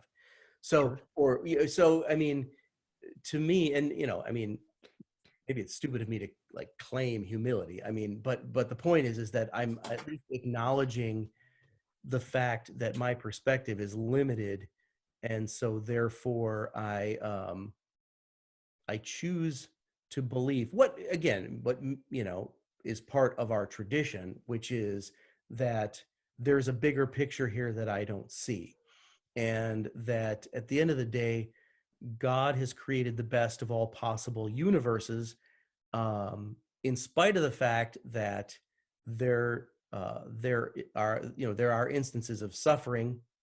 I mean, evil is, for the most part, evil is the result of free will. I mean, God gave people free will so that if anyone chooses to, love God, believe in God, they'll do it by free will. But what that means is that they also have the ability to reject God and to do evil things, and people do evil things every day. But to take away the ability to do evil things is to take away free will, and then people aren't free, and then, so I mean, you see, so there's that. But I mean, there is legitimate suffering in the world, and yet, I think God's end game is not, at the end of the day, our personal comfort in this life, but our relationship with God that results in union with God in eternity. So, that's the bigger picture there. Well, for me, it seems like I don't understand why that would be the more humble approach here. So, like, Well, don't get hung up on the humble thing. I mean, it's just sort of acknowledging that our perspective is limited and we don't I have. agree with that part. That part I really agree with. So I agree with the Thomas Edison quote: "We only know 1/millionth of a percent of anything." So that part I agree with. But even if that's the case, which I think it is for both our perspectives, what is the correct decision to make here? Like, it's possible that we're all in the matrix, right? We could all be in like a big computer program, we just don't realize it. But is Yeah. that the rational conclusion to make, to say, like, physics predicted all this stuff we would see, and we have these laws of physics that are really good and they work really well, but maybe we're a brain in the vat, and none of this stuff proves we're not in the brain in the vat. So is the brain in the vat a rational conclusion because it could be the case? No, not really the most rational conclusion to think we're in a brain in a vat. And so the same thing applies to like God here. It seems like we have very good reason to think if there was an all good God, he wouldn't create worms that eat out the eyes of babies. We see worms that eat out the eyes of babies. So that seems to be evidence against God. So kind of like how you think that the historical texts that say written down is evidence that there were unicorns or miracles or whatever. This seems to be evidence against God. Now you're saying, well, it could be the case that God might have some sufficient reason to allow this, which is possible. But do we have any reason to think that is true? It's possible, but is there any reason to conclude that? Is there any reason to conclude we're Well, brain again, that's a fair question, but I don't really think that the existence of suffering is evidence against the existence of God. It is certainly evidence that God allows suffering, but it's not evidence. I mean, it's an assumption that people make that says, if God is really all powerful and all good, therefore God would prevent suffering. That's an assumption that in itself is, I think, an unfounded assumption. But be that as it may, the point is, I don't think the existence of suffering is actually evidence, because it's sort of evidence, or it's making an argument from non-evidence, from the absence of evidence. What do you mean? I'm lost a little bit. So to me, it seems like that would be good evidence. So like if there No, was because it's based on the assumption that, if there's a God, this won't happen. It happened, therefore there's no God. And I think that's a flawed logic, because well, it's just modus ponens, but right. But the premise, if there's a God, this won't happen, is a false premise. Why So would you say that? So like, for me, because it seems like, well, just to expand the argument a little bit, to me, it seems like if there was a perfectly good God, it would prevent evil, whatever evil is. And if it's possible to create a world without evil or with less evil, and that world did not occur, then the God must be evil to some degree. So like, if I can imagine a world without worms that eat out kids' eyeballs, and that's a pretty easy world to right, imagine. but let's separate evil and suffering first of all. Oh, I agree on the suffering. So in my model, I think it's involuntary suffering is evil. Suffering on its own is fine. Like if you choose to suffer, if I choose to play a really hard video game that pisses me off, not immoral. But if Well, it's forced on you against your will, that would be immoral. And so that's the part I would argue. It's the involuntary suffering. right, but back up. If someone chooses to drive drunk, right, and causes someone else to suffer, kills someone, causes injury, right? That is involuntary suffering because the person who's suffering or the family of the person, they are suffering for no fault of their own against their will. Yep. But it's still the result of the misuse of free will on the person who chose to drive drunk. So that's not on Sure. God. I mean, that happens Wait a minute. of free. Wait a minute. So that part is definitely on God. That's 100% on God because God designed the physics of the world. So like if I designed the physics of the world, I would make it so it's physically impossible to crash into somebody without their consent. So it doesn't matter. You can drive drunk as much as you want. It's physically impossible to crash into somebody. But now you've devolved into saying, the reason I don't believe in God is because God isn't the way I would create God to be. Like because God doesn't exist in the image of the way I think God should be, therefore there's no God. You can't do that. All right. Well, it's not. It's more specifically, here is a logically possible way the world could be, which is better. If a perfect being existed, it would maximize whatever the better standard is. Since it did not maximize the better standard, it doesn't exist. Right, but you have decided that you're the arbiter of what's better. Well, I'm using that's not your job. That's well, above. I'm using evidence. So No. the standard of better I'm using is moral philosophy, which is anything in philosophy, and I'm looking at a pattern in moral intuition and moral progress, trying to assess what we would imagine the best world to be. Or we can also do an internal critique and look at like what heaven looks like, supposedly, and try to, can we get a world as close as possible to heaven without infringing on free will? And the answer is, can it be closer than this world? And the answer is yes. So we can get a world closer to heaven without infringing on free will by giving. Now you're just playing that game where, well, if I were God, I would make the world this way. And because I think that's best. And therefore, since God didn't make the world this way, there's no God. Well, no. So there's two approaches there. One is that we can use independent evidence of morality to do that and say, well, there's a different standard of morality. This one's better than the Christian one. And that's a one route to go. But the other route to go is we can just look at the Bible. What does heaven look like? This is what heaven looks like. Can a world be created that's like Earth, that is closer to that world and further away from this world, which would then be more moral because heaven is morally perfect, presumably. And so we could say, if a world could be created that's closer to heaven, then it would be a morally superior world. And if God didn't do that, but could have, then he can't be morally perfect. So we can use an internal critique in Christianity to say that if Christianity is right, heaven. I think there's so many flaws in that, I don't even know where to start. Because again, you're presuming all these assumptions that, you presume that somehow heaven, whatever that is, serves the same function as the universe we live in, and therefore they should somehow be more alike. You're assuming that, Well, the only assumption there is heaven morally perfect? That's the only thing we're looking for. Is heaven morally perfect? No, you also have the assumption that you're saying that somehow it would be better if this world was more like what we think heaven is. That's an assumption too, and I don't think it's valid. If by better you mean more moral, I would agree. But so the question is there any sin in heaven? Well, I assume no. There's no sin in heaven. Right. So heaven is morally perfect. Right, but here's the problem, right? But so this world is not morally perfect. Heaven is morally perfect. This world is not morally perfect, right? But you can't make this world heaven without taking away the free will part. Wait. So walk through me with this step by step. Heaven is morally perfect. Our world is not morally perfect. So there's like a spectrum. There's a spectrum of morality. Heaven is at the top. You know what? I'm going to stop you right there because you are still putting yourself in the place of determining what is morally perfect, and you are using the same standard for heaven, and which we could do a whole show on what that is. Well, this is an internal critique. So I'm trying to use the Christian standard without imposing mine at all. So I'm saying by the Christian standard, because obviously I think heaven is terrible. Heaven sounds awful. I don't want to worship God at all. So from my perspective, heaven sounds awful. But in the Christian worldview, heaven is morally perfect. That's what I'm asking. In the Christian worldview, is heaven morally perfect? I mean, yeah, but I wouldn't use that language, and I wouldn't assume that whatever makes heaven morally perfect,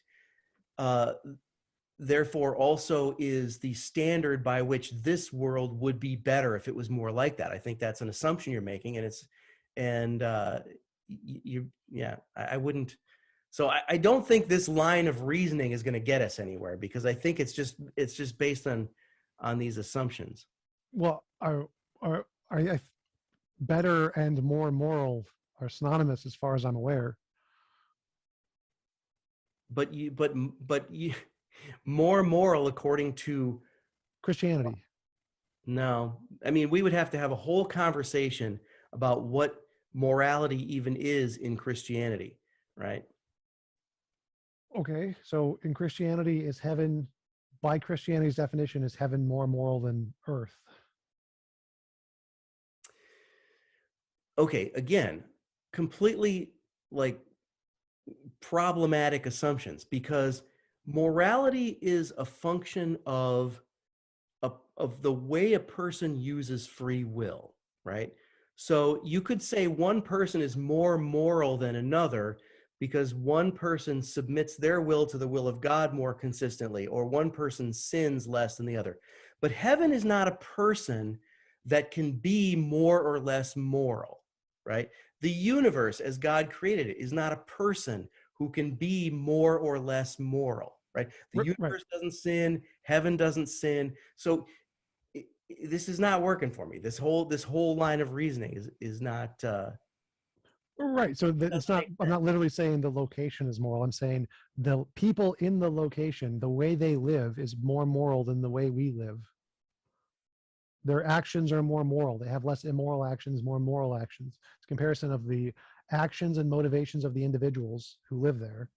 Is that world, heaven, a more moral place for people to live? Are they more moral? Do they act more morally? Are there less immoral actions in that world than this world? I think, you know what? I think I'm going to have to say that the whole concept of morality becomes a moot point in heaven. So it's not really even a category that, that can be measured in that sense.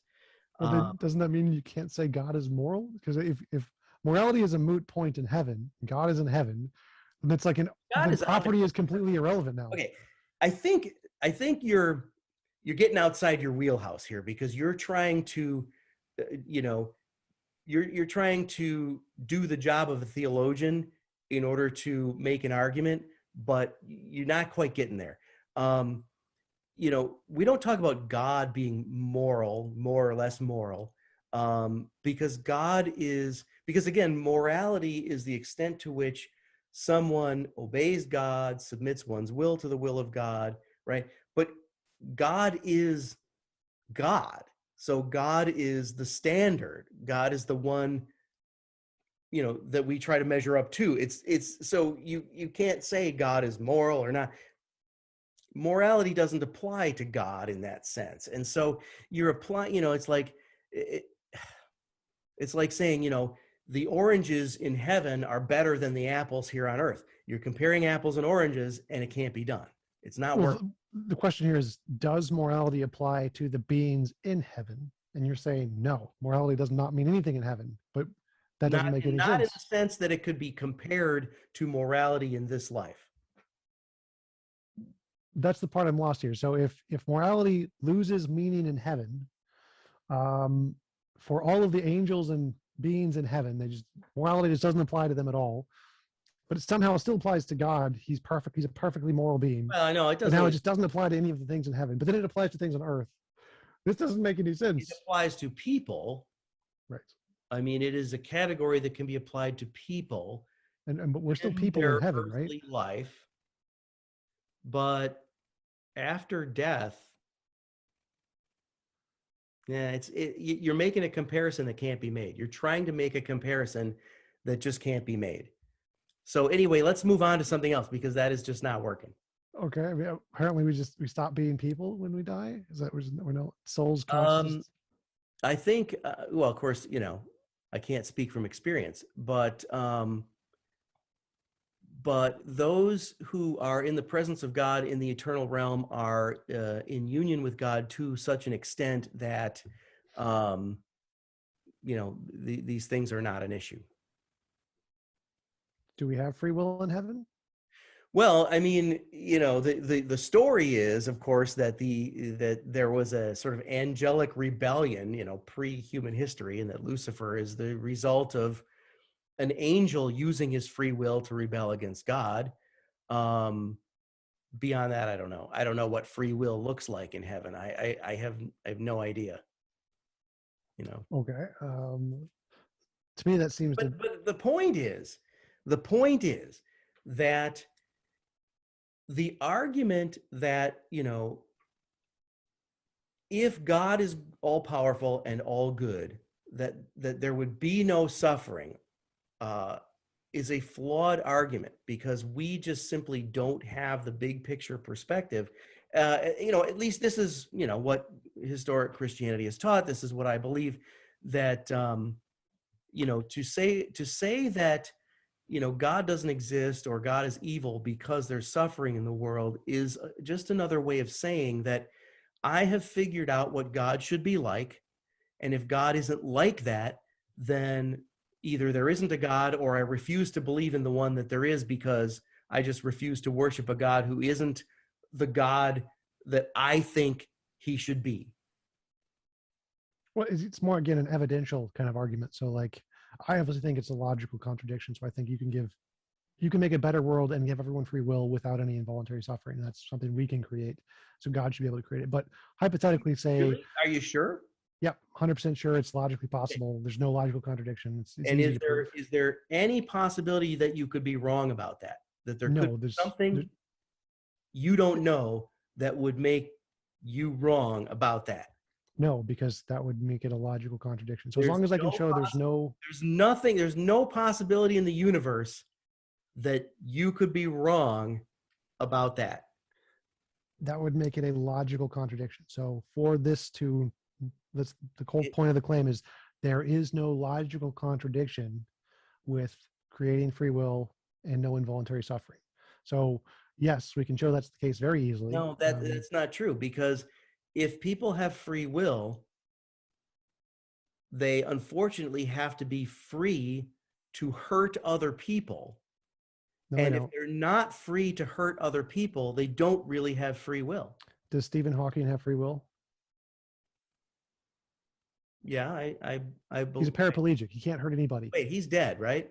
Well, yeah, he's technically dead now. So he knows but God. When he was alive, he was a paraplegic. Yeah. Paraplegics can literally not hurt anyone. Oh, that's not. Do they have free will? That's not true. He could say hurtful words through his little computer, and he could hurt somebody's feelings. Okay, when I say hurt, I mean physical. So words aren't immoral. You get on the internet and hire an assassin and have somebody killed. So again, the question here is, before the internet, people are paraplegic. There are literally cases where one human is completely incapable of harming other people. Does that mean he loses free will? Well, not entirely, but I mean, what's the point if the exception proves the rule? I mean, so what you can point to individuals who have less agency than others. That doesn't take away free will. That's not the point. Right. So if every person was a paraplegic and was physically incapable of harming any other person, they'd still have equally the same amount of free will. So you envision a universe, a better universe than this one would be one where everyone is a paraplegic? No, I literally didn't say that. I am so silly. I hate it when Christians say such a silly thing. Like, you just said that. I mean, look. No. What I said is it's possible for everyone to have free will and to be physically incapable of harming others. The ability to physically harm others is irrelevant to free will. Free will is a psychological freedom. It doesn't matter if you're physically capable of doing things. Someone may be a short midget or whatever, physically incapable of harming someone. That doesn't infringe on their free will. The physical limitations of a body doesn't infringe on. If I don't want to fly, say I can't get up and fly, does that mean I don't have free will? No, your free will is the desire to do things. Free will does not mean the freedom to do everything. Yes. Free will does not mean unlimited freedom, right? But the existence of free will, if humanity is to have free will, it has to be free to reject God. Sure, that part I agree with. By rejecting God's commandments, Sure. and and God has commandments not to hurt other people. Apparently we have the free will to hurt other people. Okay, but so to say that because we have free will to hurt other people, therefore God must not exist, because I hear you saying it's logically possible to create a universe, where no one can hurt other people. First of all, I don't think that's true. I don't think it's true that people could truly have free will and be limited to that extent. But even if you can envision such a universe, what makes you think that's a better universe than the one we have? Right? You're just basing that on your own criteria, and you don't have all the facts. Well, no, this is an objection to your argument. Your argument is that we must have free will in order for the universe to be better or whatever. And so it's logically possible to prove you can have free will and no suffering. So let's say we teleported each individual to a different planet, and it was impossible for them to have the resources to go to meet each other. Well, congratulations. Like, their psychology is exactly the same. You have exactly the same free will in that universe as you do this one. So it's necessarily the case that everyone has free will but can't hurt each other. But what do you lose by teleporting to your individual planet? You have no human contact with anybody else, right? So you've got an issue. Yeah, no, because you have to understand, maybe it's possible to do what you say, but then you lose too much. You lose nothing. You lose nothing. Because again, the point of a thought experiment is to isolate variables. We can make all of the social interactions still the same. We can give everything the same and just get rid of the involuntary suffering. It just takes a longer example. The point of this example is only to show you can have free will and no involuntary suffering. And here's an extreme example to show that that's very, very simple. So we can make a more complicated example. We can have all of the human interaction we have today, and it's impossible to murder someone. I don't think you can, no matter how complicated you make the example, right? The point is that God knows better than you what kind of universe to make. Well, no, we can prove this false. So I can give every individual a universe. They can design it however they want. It's impossible to enter somebody else's universe unless they consent. You can just say murder is impossible in my universe. Anybody who enters my universe can't murder. It's a consensual relationship. They can all enter your universe. You have equally as much human interaction. So I solved the problem, because this entire world, and I can prove I can solve the problem, because I can make a world exactly like this one that we live in right now. Exactly the same rape, same murder, same worms that eat babies' eyes out. And the only difference is, to enter that world, you have to consent to be there. So now everything in this world is possible in the world I'm describing, because everything in this world is one of the possibilities in that world. So I now have logically proven that you can get rid of involuntary suffering by just giving people the option. All you've proven is that you can invent a fantasy world in your mind. That's all you've proven. You have not proven that fantasy world is better than the one we live in.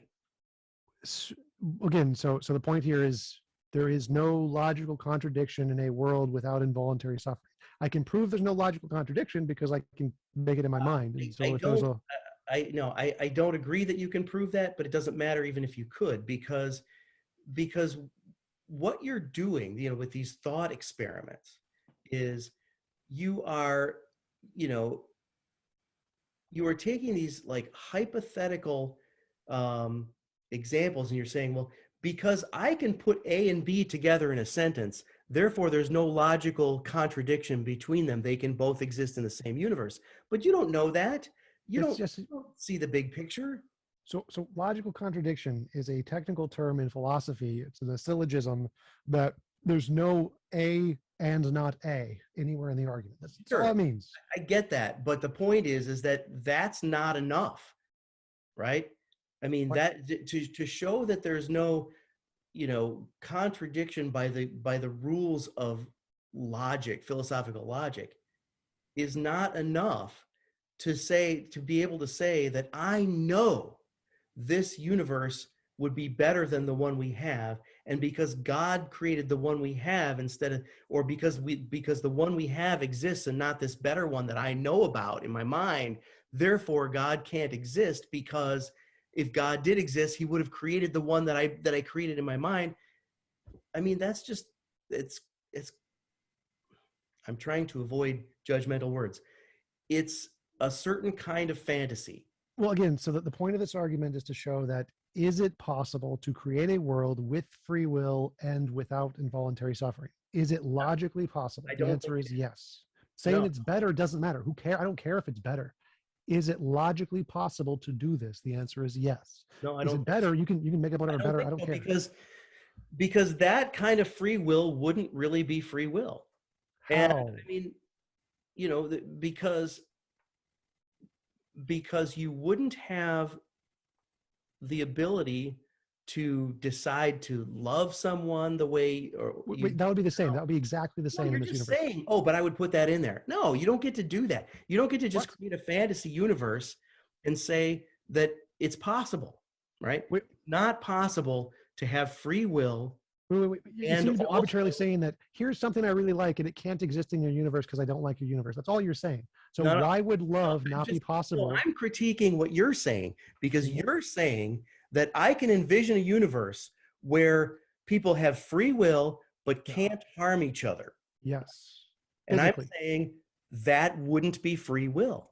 How? So in this world, you said love isn't possible. You can go into someone's world and be in a relationship and marry them and be in their house and spend time with them exactly the same, but somehow love isn't real. It makes no sense. I think it makes perfect sense, How? What because is the missing property in here that isn't love? I can't stab my partner in their sleep. Is that the missing property that makes it not really well, I love? mean, that would be an extreme example, right? But the fact that you can stab your partner in her sleep, and the fact that you don't, it says something, right? That you are using your free will not to do that, right? Okay, but that's not a Don't property. If you don't have the ability to harm someone, then choosing not to harm them is not something you can choose either. You, Right. So Stephen you Hawking can't could not choose have to harm. choose to stab his wife. Does that mean Right. he But doesn't the love point her? is, if you can't choose to harm someone, you also cannot choose not to harm them. So when you don't harm them, that's not real love, because you're not doing it out of free will. That's not what love means. Love doesn't mean I'm choosing not to harm you. That's not what That's love part of is. what love No, means. it's not. Sure, because if I'm married, if I say something mean and hurtful to my wife, right? I mean, obviously I'm not And gonna. you can still all the words are still available. You can still say mean things. You just can't literally stab them. Okay, so you're limiting the involuntary suffering to physical violence. Yes. Okay, but what about the involuntary suffering that is the result of psychological violence? If What you if don't someone's want, in an abusive relationship where they never get hit, but they're verbally abused on a daily basis? if they choose to be in that relationship, it's consensual. So if they don't want to be in that Oh, relationship, they dude, can don't leave. even go there. If we had comments No, now, no, we would no. be getting comments from people, In because my world, not you say that get your, someone who's in an in my abusive world, my relationship. example, you get your own universe. You can leave at any time you want by snapping your fingers. Every person has this ability in the universe I'm describing. So Yeah, in this world, if they don't like the relationship, they can choose to leave whenever they want. yeah. But No at the one end can of the stop them. day, you have created a fantasy universe, No, and God could create this with ease. Any all-powerful being could create this with ease. There's no logical that contradiction. It proves that that. is true. However, the assumption that God should have done that is a false assumption. I didn't say that at any point. The argument Yeah, here but you are is it, assuming that, because no, you're saying that, if God didn't create a world without this involuntary suffering, and God should have, that therefore God doesn't exist. Well, two separate questions. So the first question is it logically possible to create a world with free will and without involuntary suffering? The answer is yes. Is it better is a separate question. That's not the whole point of this argument is just to say, I think I've answered this. I mean, I think we could go round and around, but I think I've answered this as much You've as answered it with a non-answer.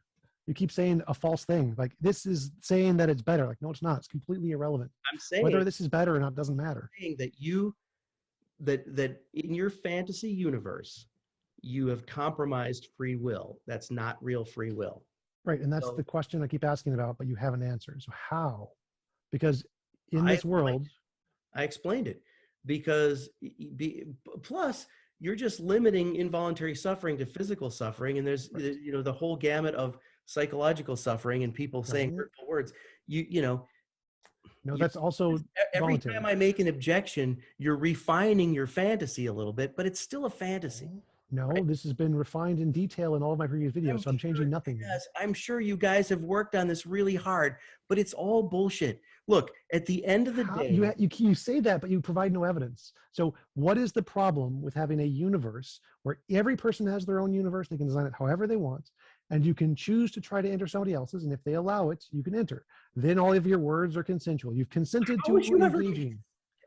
I don't know. I mean, I can't play dueling fantasies with you, but that's not free will. That's not love. And it's clearly not the universe that God designed. At the end of the day, the bottom line is this, right? There is this third option to the so-called dilemma of the existence of evil and suffering, which is that we don't know the whole story. We don't have the big picture. And there are reasons why God created this as the universe that exists. And there are reasons why God doesn't prevent all suffering. And we aren't always going to know what those reasons are. I get that answer is not satisfying to you. I get that answer is not based on evidence for you, but that is the answer. It's all, that is the answer. Well, it's not, and that's the point, is that we can prove it's not. But Christians can't answer. It's not an answer you like, but it is. Well, no. The objection here is that you're literally not answering the question. You're avoiding the answer. So, I'm not claiming to have evidence. Well, no. The question here is, like, I keep trying to say, here is a way that we can show a world with free will is possible that doesn't have involuntary suffering. I never said this was better. I don't care if it's better. It's irrelevant. But I said to you, that doesn't work because it's not real love and it's not real free will. And as far as I can tell, it wouldn't work. Now, look. I can say the same thing and say, a world that God created is not real love. No free will is possible. I can just say those things, but that isn't evidence. You're not answering the question. You're just saying, I don't like it. I'm claiming not to have, I'm literally claiming not to have all the answers. Right, but you're saying it's impossible for this. I have no evidence for this claim. I just don't like it. Therefore, it's impossible for this to be love. This can't be love. This can't be real love. There can't be any free will because I don't like it. That's all you're saying. Not because I don't like it, is because it's not consistent with, our scriptures and our tradition. Right, you don't like it. That's it. That's all you're saying. Like, no, I'm saying, as a historian and as a theologian, it is not consistent with what we already know about what love is and what free will is and who God is. So right, but only based off of your fantasy universe would itself be a logical contradiction with what we already know about God. Right. So you don't like it based off of your scripture and your predetermined definitions, which have no basis in reality. But if we're looking at scientific definitions of love, they have every basis in my reality. Well, sure, but if we look at any measurable definition of love that we know about, that we have a reason to believe it outside of imagination, that is possible in this universe. Everything we experience in this world right now is possible in this universe I just described. So you can't say it's impossible. You can't do it. It doesn't. Yeah, it doesn't work. It wouldn't. Again, you can't say I am saying it. Hear me saying it. Based on everything I know, and I have a PhD in this exact thing, right? The history and theology of Christianity. Based on everything I know, the fantasy universe you describe does not have free will or real love. It wouldn't work. Now, I could, God knows, God has his reasons why he didn't create your universe. I'm not presuming to know for sure. I'm just saying. I want to focus on that a little bit. So let's say we have world A, this world, the world we live in, has free will and love, right? Killing me. Well, go ahead. So our world right now has love and free will. It does. Right? Yes. Okay. So now let's say we make up another world where it has exactly our world plus a different one. Does that world have love and free will? No, because if it's plus a different one, it's not exactly our world anymore. You change Oh my it. God. You don't get to change it. You're not God. Stop playing God with your thought experiments. Just I mean, if you want to build a entailment. fantasy world, write a book. This Entailment. is not how it works. So You don't so come in here with you know a sort of vague knowledge of I'm so lost right now. Like, we have option A, this world, and that's all there is. Option B, you can choose to go to this world or you can go somewhere else. But now everything's lost. No love, no free will. But it's the same thing. You can choose it, but now you've lost all of those. So every individual gets to choose between these universes. How would they choose? How would they know which one to choose? God can give them minds and knowledge. He can snap his fingers and give them, he can say, year 2022, everyone has this brain, so we're just going to give them that brain and that knowledge. Now they can choose. God can give them an iPad and say, here, select your preferred preferences. There's infinitely many ways to do that, but none of that matters to the question. The question was this: here is one world, our world, which we both agree has love and free will. Love and free will, has love and free will. And all I'm doing is taking exactly this world, making it optional. You could choose to go here and have all of those things, or you can choose to go to a different world. And you're saying now it's magically lost love and free will. Just giving someone the option to choose universe B, and magically love and free will are just gone now. That makes no sense. Well, I mean, you have to give people the free will to choose between universe A and universe B. Sure. Right? Sure. Right? Keeping in mind that the purpose of the universe is to prepare people for union with God, right? Okay. That is the purpose of the universe, right? Sure. So, you would have to, and I don't want you to, now you'd have to go into detail about describing universe B and how it's different and how people know which one to choose. Why does that matter? It does. You can make it literal hell. Just make it say you can choose universe B is spikes in hell and gnashing of teeth. I don't care. I mean, why does saying you can pick universe A? Now you've stumbled on the truth, because that is exactly the reality. We live in this world, and you get to choose between heaven and hell, right? We're not talking about earth and hell. So earth, our current earth, living here on earth. The only thing I'm saying is different is you can choose to live here on earth and go through a life of cancer, death, rape, whatever, all of the stuff, all of the love, the free will stuff, it's all in this earth. Or you can choose universe B. It doesn't matter. Anything could be in universe B. It doesn't matter what's in universe B. Giving people the option to go to universe B somehow magically destroys love and free will, even though they could choose to go to the universe that has supposedly love and free will. Yeah, because universe B, if universe B is the same as universe A, then there's no point in the choice. If universe B is different from universe A, then I would argue that whatever you're going to do to universe B to try and get rid of, your involuntary suffering is going to destroy love and free will. Yes. It makes no sense. It makes perfect sense to me. I mean, it makes perfect sense to me. But at the bottom line is, regardless of whether anybody thinks, that I'm right about that, the point. Wait. I want to pick up on this really quick. So you agreed that if universe A is just our God Christian Earth, universe B is the God Christian Earth plus a different option. This is the two universes that we have. And now if universe B had two options, and they were both exactly the same as this one, you would agree they both have love and free will, right? I guess if it's exactly the same. Okay, now if there's two options, and one of them we get rid of all that stuff, one of the options still has love and free will, doesn't it? Theoretically. So this option B universe still has love and free will in that one place, and you can just choose to ignore it, right? Well, right, but the point is that for those people who would not choose it, it would destroy love and free will. So the whole argument here is that in this alternate universe I've created, love and free will still exist because this world we live in is one of the options. Right, but unless everybody is in that option, then there's a subset of people who don't have love and free will. That's fine. That's fine. Because the only point of the argument, the only point is just to say we can still have love and free will because I'm taking this exact universe as it is, designed by God, and saying this is one of the options. Therefore, anything in this universe is possible in my universe. That's the whole point of the argument. It's nothing else. It's just saying that everything in this universe is one of the things in mine that you can choose. But for those who didn't choose it, that's fine. Don't choose it. I don't care. That's not part of the argument. Look, love and free will have to be available to everyone, or they can all choose it. Anybody can choose it. It's there. It's an option for everybody. Since when do people know what to choose that's best for them? Look, again, this that's not part of the argument. Experiment is pointless. It's completely pointless. It's an exercise in fantasy world building, but so what?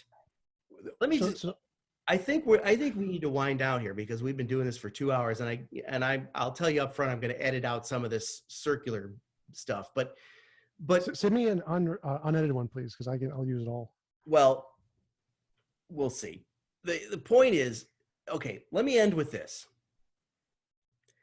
Indulge me for a moment and assume God exists. What do you want to say to God? What would you say to God? I would verbatim quote Stephen Fry and be like, why child cancer? You're a monster. You destroyed all of these lives. You created such a miserable planet. What are you doing? You're so incompetent. That's what I would say. All right. Well, I can guarantee you this. God would rather have you say that to him, believing he hears you, than ignore him. So, all right. I think we need to quit. But once again, thanks for the conversation. And apart from the fantasy problem, I think we actually had some good conversation. So I actually think that part was really important because you did actually end up agreeing that it was possible. Love and free will were possible in my world, was kind of the point. But not if everybody doesn't have them. It's got to be everybody. Everybody has to have free will, and everybody has to have access to real love. Otherwise, even because, I mean, look, people every day use their free will to sort of abdicate their free will. I mean, people do that all the time, but they always have the chance to come back to God. If you create option B, where you say, okay, we're going to have this universe that has a limitation on free will, right? You're going to create a world where people, are not able to believe in God out of real faith, Well, if free will is somehow a law of physics, then I guess that makes sense, but it doesn't. I never said it was a law of physics. It's metaphysics. It's beyond physics. It's not a thing that can be answered by science. Well, because the only thing I'm limiting is physical interactions. That's it. So if it's not a law of physics, then it can't limit free will. But that, that in itself limits real love and real community. It doesn't make any sense. Interaction. Yeah, I mean, I think so. I mean, at the end of the day, we could all be in upload, but great example. So if we all upload ourselves to consciousness, is love now free will? Are they gone? Do they dissolve away in the universe now? If we're all it depends what the parameters are on the upload program. I mean, I've watched the show and I like it, but I don't. Well, would we be able to overwrite God's free will and love through programming? Can we just nope, we're just going to delete those from human existence because we uploaded consciousness? Maybe, I mean, you remember in the Matrix, right? Remember how the first version of the Matrix, everybody was happy. And what happened? They all went insane. And then they had to change the Matrix so that there were flaws in people's lives. So, I mean, you're going to, if you upload everybody into your fantasy world, they're all going to go insane. But of course I don't. Yeah, because believing the story in the Matrix has evidence that that's truly going to happen. I don't think that's a great plausible explanation. Well, it's as plausible as your fantasy universe. I mean, we could actually have a discussion about what heaven is like and what that means and all of that. But that's a bigger issue. All right. Well, I'm going to let you go. Thanks again for the conversation. And, who knows, maybe we'll do this again. So, Yep. Thanks again. Appreciate the opportunity. And yeah, please just upload like an unedited one, because the more time watch is better for analytics and stuff. And so, but yeah, thanks again. Talk to you later. all right. Talk to you later. See ya.